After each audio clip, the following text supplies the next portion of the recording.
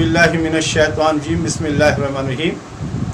تمام مومنین کو ولادت بسعادت حضرت امام حسن مجتبیٰ علیہ السلام بہت بہت مبارک ہو۔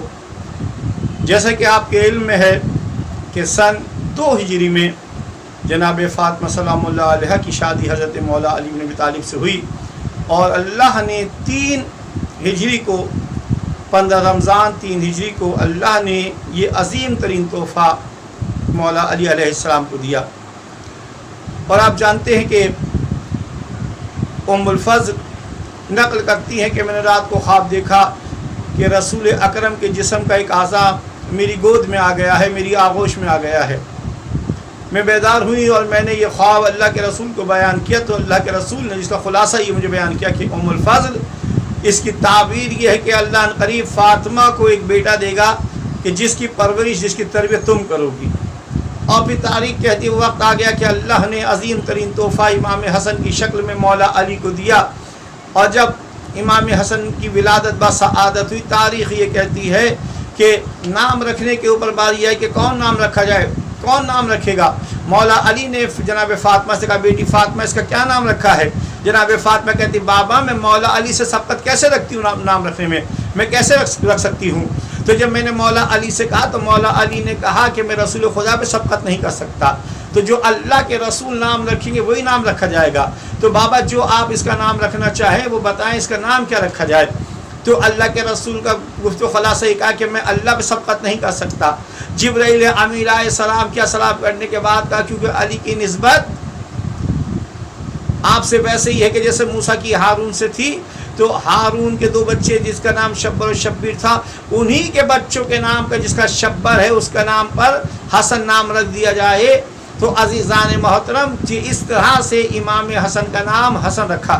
پہلے صفت کے طور پہ لفظ حسن استعمال ہوا جاتا تھا، لیکن نام کے طور پہ کبھی استعمال نہیں ہوا۔ پہلی دفعہ نام کے طور پہ جو حسن استعمال ہوا ہے وہ امام حسن کا نام ہوا ہے۔ اور عجیب بات یہ جانے محترم دیکھیں، ہر کہنے والے کی بات کا اثر ہوا کرتا ہے۔ ایک ان پڑھ انسان اگر کسی کو پڑھا لکھا کہے گا تو ایک الگ بات ہوگی، ایک تھوڑا پڑھا لکھا کہے گا یہ پڑھا لکھا ہے تو تھوڑی اور بات کی اہمیت ہوگی، اور زیادہ پڑھا لکھا کہے گا تو پھر اور بات بڑھ جائے گی۔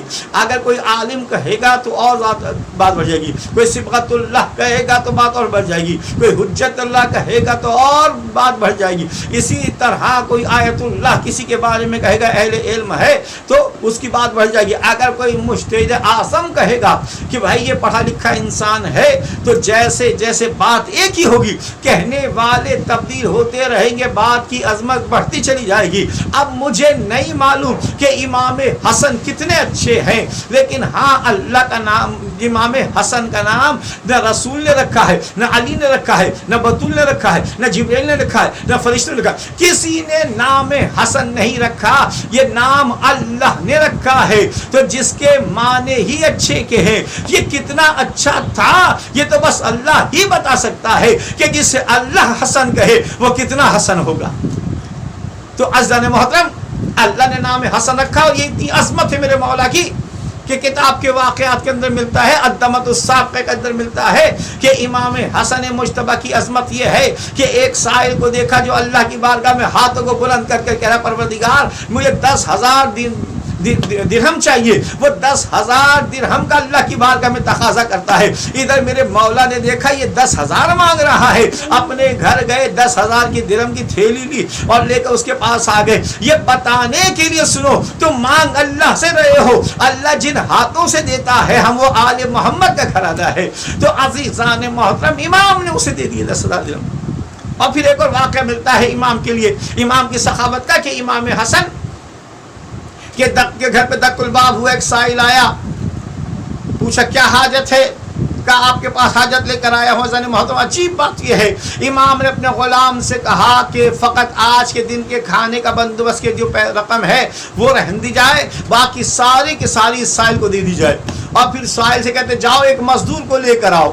अब वो मजदूर को लेकर आया, चादर बिछा दी गई, का जितने दिरहम हो सकते हैं, जितने दीनार हो सकते हैं, इसमें भरकर ले जाओ। वो सारा का सारा दरो दीनार जो कुछ भी था उसे दे दिया।